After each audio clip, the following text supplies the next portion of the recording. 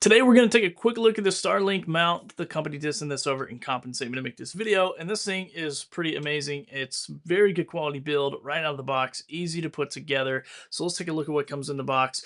So no matter if you're putting this on like a stone roof or a wood roof, it comes with all the accessories that you need to be able to install that, to run the cable, so some cable management. It does have a drill bit here. It's got some of the different screws for the different type of textures that you might put this into. And then as far as putting it together, this is the base. So this is the portion that you're just going to mount onto your roof.